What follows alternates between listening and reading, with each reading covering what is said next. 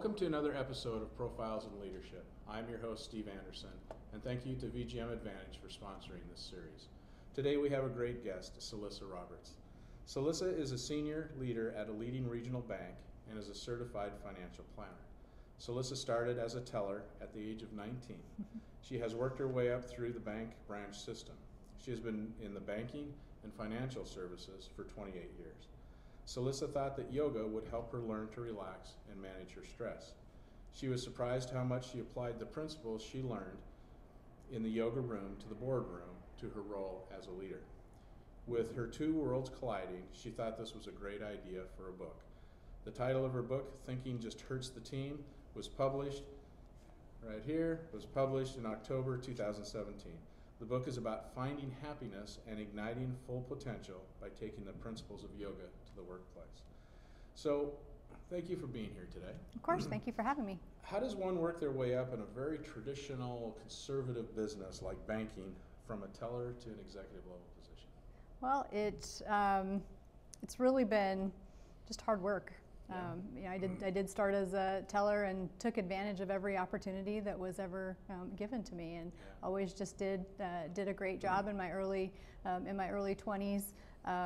I was introduced to folks that did investments as well as banking, and that really became my passion. And I've worked on that side of the financial services industry, and really just hard work. Nothing magic, just hard work and making the best of every opportunity. And it's common, isn't that the common theme, that hard work is always a part of that? Yeah. It doesn't come without hard work, correct? I always like to say hard work and good work is always rewarded with more work to do. Absolutely. So I think of banking as kind of an old world business. And yoga, at least in the Western world, I would say is kind of more of a new age business. And so how do you, it seems like a stretch to combine the two, so I'm intrigued how you wrote this book about combining the two, and what is it that yoga can do for you as an executive? Absolutely. You know, when I think about some of the principles of yoga, and it's probably just easiest to just share a couple with you. When I made the transition from being an individual contributor to what I thought was going to be a manager role at the time, but very quickly I learned that my role in management was much more about leadership than about management. My mentor at the time told me that leadership is about getting people to do the things that they otherwise wouldn't do on their own, and that is just a fantastic principle of yoga. When I go into the yoga room, I'm always reminded that there are poses that I don't want to do, but the poses that I don't want to do oftentimes are what my mind and body need the most. And so I practice that in the yoga room, and then it's just natural as a leader to come back and be able to apply that same principle to my role as a leader. You know, as I'm working with my team, oftentimes, you know, when they're coming in to work each day, there's a list of things that, you know, could occupy their time, and I just really encourage them. Those things that you don't want to do oftentimes are the very, very drivers that you really need to be doing. Interesting. Can I share one more with you? Absolutely. You know, another huge one, and this is a big deal at my yoga studio, is, you know, go big. And I've just found in life you've got to be all in. And you know, when I made the transition to being a financial advisor that first year, I didn't experience the success that I could have because I was approaching it in more of a tentative manner. And yoga just teaches you to just go big. You take up space with your postures and you go big. And once again you learn how to do it on your mat, it's pretty easy to do it. That's a great analogy. I love the title of your book. So when I was a teenager, my dad was my basketball coach. Okay. And sometimes he'd pull me aside and say, "Steve, stop thinking you're hurting the team. Just play ball." Yes. So why did you choose that title for your book? What are you saying there? Well, here's the truth. When I worked with the publishing company, they wanted me to change my title. And my yoga teacher always says, "Thinking just hurts the team." And you know, if you want to get something done, you just have to take action and you just have to do it. And literally thinking or overthinking inhibits doing. And if you want to get anything done, you just got to get out of your head and you just got to do it. Yeah, that's great. I love it. That pleases me very much that made sense. What has been your biggest challenge as a woman executive in this traditional banking world that you've grown up in? You know, That's something that I've spent some time thinking about, and I guess I'm really proud to tell you that I don't really feel like my gender has really been an issue. I've written in the book about a mentor of mine that I worked with in my early 30s. I had a lot of insecurities about being a female and about am I good enough? Am I worthy? And he really spent a lot of time talking with me about the fact, especially I think my soft skills, my emotional intelligence is something that was really attractive to him. And I've written in the book that I needed his validation for me as a person to recognize that I'm worthy. I've got everything that I need, and his belief in me really empowered me to go on to do what I'm doing today. And is the banking world still a male-dominated business, or has it changed a lot over the years? I think we're moving in the right direction. I'm seeing more and more women assuming leadership roles. I know that there certainly are perceptions that that isn't happening, but I'm just all about my book is really about being gritty and being resilient and being courageous. And I think if you bring those types of things into the workplace, you can accomplish anything that you want to accomplish. Yeah, that's great advice. In your book, you also mentioned that leadership involves not just the brain, but the heart and the caring are important. So yes. What do you think is the most important, or are they equally important? I think that the heart and the caring are more important. And I think it's because as a manager and as a leader, I can command and control and I can tell somebody to do something, and I'll do it because I'm their manager and I'm their leader. Right. But if I speak to their heart, I'm able to inspire them to do it for their reasons and not my reasons. And I think that's where greatness really occurs, is when people are motivated for their reasons, not my reasons. Yeah, that's great. That's great. It's the dictator role versus the leader role that just helps them discover what they can do best. And when I think about leaders that have really inspired me, they've spoken to my heart, and they've all understood that I will be harder on myself than they could ever be on me. And so speaking to my heart really will help inspire me. And I'm a big believer, if it's good enough for me, it's good enough for others. And that is what I try to do with my team as well. Yeah. So what is the stress you refer to in your career that you feel yoga helped you deal with? So. Just the stress and the anxiety. You've got the market. You've got anytime you get people working together, there's interpersonal interactions that oftentimes can cause stress. There are deadlines. There are times when maybe you're feeling insecure and you're not going to measure up. I think all of those things just cause us stress. And oftentimes I will leave work. My entire schedule is crafted carefully around my yoga schedule, and I go screaming into the yoga room, and I arrive on my mat, and everything just settles. Yeah. And when it settles, there is clarity. And I'm a doer. I'm high strung, and I've just learned to just settle. And when I settle, that's when I'm at my most creative. That's when I'm at my most powerful. But I have to take and make time to be able to settle. Yeah, and you just mentioned this, but most people would say that I love to exercise more, I'd love to do yoga, but I just don't have the time. So how do you have the time? How do you make the time? I'm a big believer that what's important to you gets done. And this is almost from the first time that I did yoga was I hooked. And when I got up from Shavasana or the dead pose, I just felt better, and I wanted more of that feeling. And when you crave more of that feeling, you just craft your time and your schedule around this important activity. And my job is a big job. It requires a lot of energy. It requires a lot of focus, and I generate energy on my mat. And I'm a big believer that when I take time to take care of myself, then I have a lot more capacity to be able to take care of others. So how often does that yoga session get canceled because someone calls you in a meeting or something happens? It doesn't happen very often because somebody calls me into a meeting. I do have a little bit of play in my schedule, but I'm pretty good. Another one of the items that I wrote about in the book is when I'm scheduled to do yoga, and one of the titles of the chapter is Show Up and Do Your Work. I have to just show up and do my work. And I believe that's one of the principles that's just helped me succeed in life, is just showing up every single day with a smile and doing my work. And so I just know that it's important for me to show up and do my work. I do give myself some flexibility for, things do come up that I do need to, to accommodate. But I'm pretty good. It's a high priority. Absolutely, it's a high priority. When I travel, I travel with a travel yoga mat, and I, bust it out in my hotel room. And well, that takes discipline. Absolutely. That's great.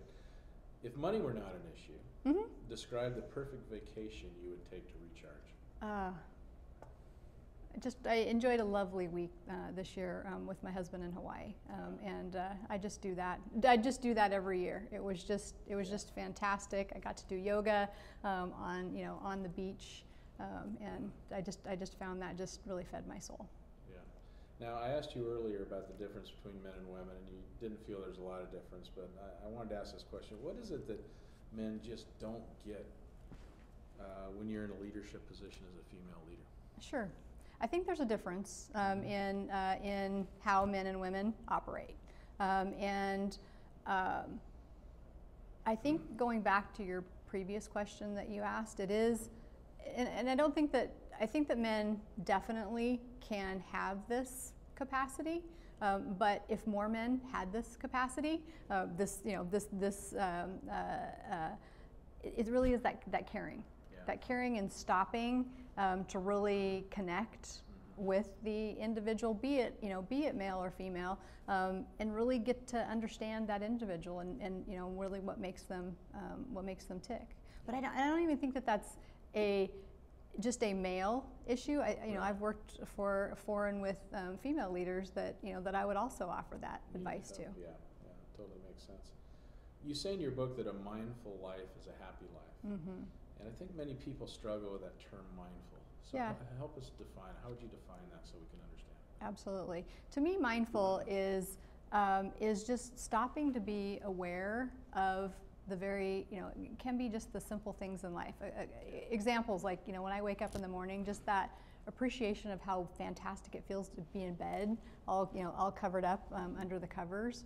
It could be something like appreciating the clear blue sky, or the smell of I'm not a coffee drinker, but the smell. I love the smell of coffee. Just those types of things that just add a richness to life. And to me, being mindful is just really slowing down and being able to take it all in. And I feel like our world is just moving so quickly, and we do need to pause. And that's one of the things I've probably gotten the best feedback on the book about, is just the notion of slowing down. Just the notion of slowing down and looking around you. Noticing the little things around you, or the everyday things that we take for granted sometimes. Absolutely. Absolutely. And I think that, when you slow down and you appreciate, what's around you, your heart just swells, because, there's just so much to be grateful for. So when we think about working with teams in the business world and so on, how do you react to those who feel, I'm just the way I am, so, you need to learn how to work with me? I've actually written specifically about that. One of my very, very favorite quotes of all time, and I love books and I love quotes, comes from the book Execution, the Discipline of Getting Things Done, and it's actually quoted in the book. But the quote goes like this: people who can't work together reduce the capacity of our organization.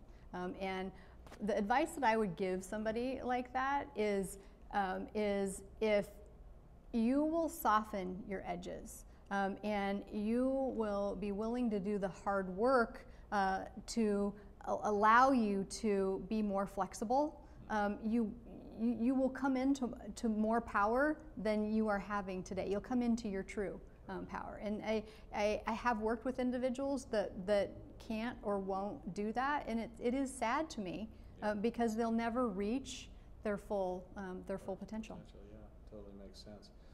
Grit is a buzzword right now in relationships and leadership, and I know it's in the book, but what does it mean to you when someone uses the word grit? How would you describe that? Yeah, grit to me is all about resiliency and courage. It just really means not giving up. One of the other another chapter title in the book is Fall 7, Rise 8, and to me that is what having grit means. And we all working in the corporate environment, just being human beings on the planet, we get knocked down. But greedy people just stand up and dust themselves off and go get themselves back into the arena and just make it happen. Yeah, and then when they do fall or when you do fail, what do you learn from it? So if we can have organizations that where failure is accepted in a certain way, because we're all going to learn from it and get better from it, then I think we all progress faster. Yeah, I read almost right when I started my career, and I did start my career, at 19 as a teller. And I read this book, Thriving on Chaos, by Tom Peters. That book is also quoted in my book, and that's exactly what he said. He said, according to science, the laws of science, you have to have numerous failures before you have success. And so I always coach to, I am a subject matter expert in what it is that I do because I've made every error possible, and it's okay to make errors. The thing is you just have to very, very quickly learn what you needed to learn from that lesson. Don't repeat it and move on. Yeah, exactly. And it was very empowering for me in my career to learn and be given permission to fail. And I think that's what a lot of people struggle with. They're afraid to fail. They're afraid to look bad in front of their colleagues. They're afraid it's going to hurt their career. So therefore, it's just easier to play it safe and not take that risk. Yeah. But if we can all agree that we learn most by our failures than our successes, then we should be failing more to progress more. I wrote a lot about my favorite mentor, and what I really appreciate about him is that he created an environment where there was a giant safety net underneath me. He encouraged me to take risk. And he encouraged me to just be the best version of myself that I could be. And there were times when when I did fall down, when I did skin my knees. But he was right there, not literally, but he was right there to pick me up, to dust me off, to give me a hug, and send me back on my way. Yeah, that's great. What do you know now that if you knew 20 years ago as you were climbing this corporate ladder into leadership position that you wish you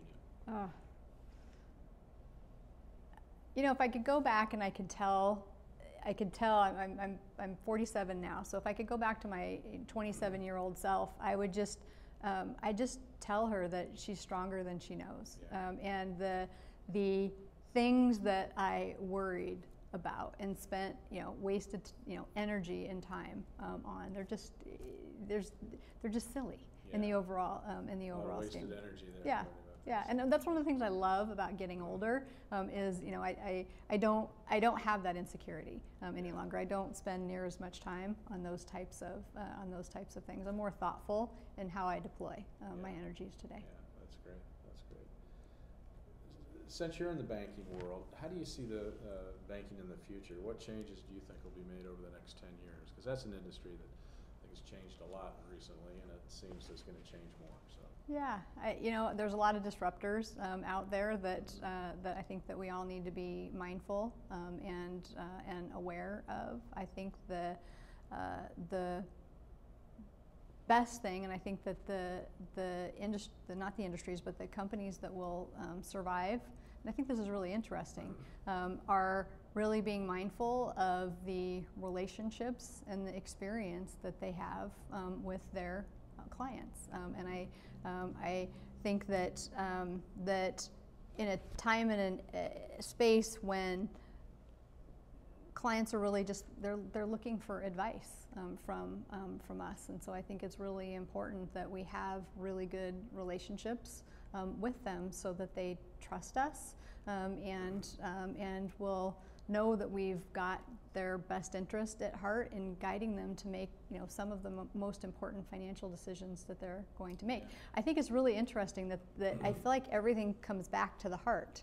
We've got to have these very real relationships with our clients. So when you have the millennial generation, which is now so much bigger than the baby boomers and going to be mostly in the workplace and in positions of power and so on. So how do you deal with the millennial generation as far as meeting their needs in a banking industry? Absolutely. One of the motivators for me in writing the book was my interactions with millennials, and I think that it's just really important that we work with this group. I mean, I'm not a parent, but I've worked with a lot of millennials This is a group of individuals that have been raised very differently than you and I were raised. And one of the things that we're spending a lot of time with them on is connecting, just like you and I are connecting, and being able to, to ask a question and, and give time for a thoughtful answer, and the eye contact that we're having, and the trust that we're having. Those are just things that we really need to work with the millennials to help them cultivate, because that isn't something that they seem to have on their own. They seem a lot more comfortable, in big groups. We have to help them be able to establish one-to-one relationships. That makes sense. It's interesting. I do a lot of mentoring and coaching with individuals, but oftentimes millennials. And I wrote about this as well. It fascinates me how often, in the quiet of an interaction like our interaction, that individual becomes emotional. In our talking together, and I don't think that they've had as much of that as maybe I did in my career, and I love it when they become emotional like that, because it's emotional glue that sticks them. You've also been active in philanthropy, so how does that speak to you, who you are, and what drives you in that direction? Absolutely. It's just part of who I am. I feel just so lucky to be me and to have the beautiful life that I have, and I think it's just natural, feeling so grateful that that I like to give back to causes that are important to me. It's important to me as an individual. The organization that I work for, it's very important to them as well. It's just something that makes my heart sing, really. And so now you're a board member on the Wave Foundation. I am. So tell us a little bit about what drew you to that organization. Absolutely. The Wave Foundation, Women Against Violence Everywhere, although we're trying to be more inclusive, we're against violence everywhere. I was drawn to them because we just have a fantastic mission, and the mission really is to empower women that have been involved in domestic violence issues. And I find it very, very, very empowering. We've got a lot of work that we're doing to be able to empower the next generation, to be able to recognize the signs and the signals, to be able to protect themselves and to make healthy choices and be in healthy relationships. I've been very inspired with the group of men and women that I work with. We just do fantastic work. So they were a very, very easy group to join and get behind their cause. That's great. With all the stuff coming out in the news today with the abuse of power and sexual assault or sexual harassment and all that kind of stuff, I mean, it's all related in that power position and so on. And so it's definitely affecting our world, and it seems to be coming out more and more, which I'm sure is a good thing. Absolutely. Can't hide. What can we do to just make sure that more and more people are? Do you feel like we're hitting that tipping point now? I'm very concerned about what we're seeing in the media, but where my mind goes is anything that we can do to be able to strengthen people's individual sense of power. And so so the work that I do with with the Wave, being able to make sure that people recognize those those signals potentially even before something happens, but really just strengthening people and giving them their sense of personal power. Awareness is such a big part of it. I mean, absolutely. Kind of the Me Too thing that got going on social media and so on is I mean, things of people in my own family or people that I felt I know extremely well that came out in Me Too, and it just opens my eyes, and it's I think that's happened a lot. So just something like that to increase the awareness that this isn't some isolated thing that happens to somebody we never know. This is the kind of thing that happens to people we know and love every day. Absolutely. I had a woman on Sunday approach me at my yoga studio, and she is reading the book, and she was sharing with me how empowered she felt, and that she'd had a Me Too. She'd had a Me Too moment, and she'd posted it on Facebook, but then immediately felt guilty and pulled it down. And so I talked with her, about why did you feel guilty? And so you can still see she's working through that, but she's getting closer. She's getting closer to working through that. And so I thought that was an interesting thing for her to share with me. Yeah, that's really interesting. So what in life excites you and makes you want to jump out of that bed every day and conquer the day? What excites me? I'm a pretty simple person. I love my job. I love helping people, and I enjoy a fantastic yoga class and spending time with my husband and my family. That's really what excites me. Yeah, that's good. I wish I had some, a sexier answer for that, but that's nothing wrong with that answer. That's perfect. So we usually finish up these interviews by asking you for a pearl of wisdom. Absolutely. So in relation to leadership, give us your pearl of wisdom for our listeners. My pearls of wisdom. Earlier I said that go big was one of the yoga principles, and so I just would encourage listeners to just dream big dreams. I'd encourage them to dream big dreams, but I would also encourage them to get those dreams out of their head and make them into goals that have specific accountabilities. I would also encourage them to believe in themselves, because you are stronger than you know. But the challenge is that dreaming big dreams, setting goals, and believing in yourself can all be done from your couch, but you got to get off your couch and you got to go make stuff. You got to go make stuff happen. And you know what? Life is best when you're out making stuff happen. So I just encourage them to get out of your head and go get it done. Well, thank you very much. It's been a great pleasure talking to you today. Thank you for your time, Steve. Thanks so much for your insight. Of course. And thank you for viewing another episode of Profiles in Leadership. You can check out all our gallery of video interviews on vgmadvantage.com and also on orange.coaching.com. So thanks again for your time today. We really appreciate it, and take care. Thank you.